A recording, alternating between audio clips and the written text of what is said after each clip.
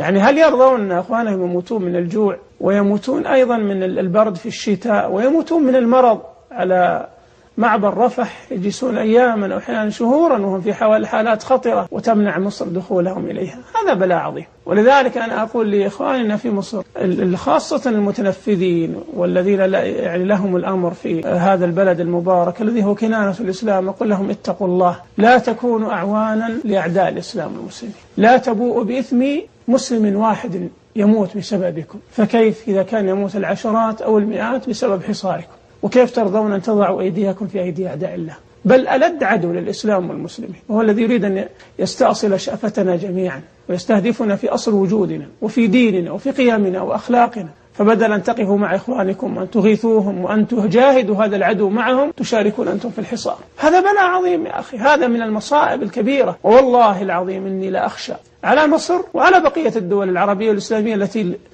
هي قادرة على الضغط على مصر، أخشى عليهم من العقوبة، أن تكون عقوبة معجلة في الدنيا قبل الآخرة، لأن هذا من الظلم العظيم ومن الخذلان الكبير. وخذلان المسلم شيء عظيم وكبير وخطير، وعقوبته معجلة في الدنيا قبل الآخرة، كما قال النبي صلى الله عليه وسلم: ما من ذنب أجدر أن يعجل الله لصاحبه العقوبة في الدنيا مع ما يدخر له في الآخرة من البغي وقطيعة الرحم. وكوننا نسهم في حصار إخواننا ونمنعهم من العلاج ومن أيضا تحصيل قوتهم وغذائهم، هذا حقيقة اجتمع فيه قطيعة الرحم والبغي والظلم، مع ما فيه أيضا من موالاة أعداء الله ومناصرتهم ومظاهرتهم على أهل الإسلام. وهذا حقيقة من أن أنكر المنكرات وأكبر الكبائر. وأنا أقول يعني مصر فعلا المقصود الأول بهذا، لأنها هي المجاورة وهذا قدرها. وأنا أقول إن سكوتنا عن هذا الظلم الذي يجري على مدار الساعة كل يوم سيجرئ هذا العدو على مزيد من التنكيل والملاحقة والتقتيل لإخواننا في فلسطين،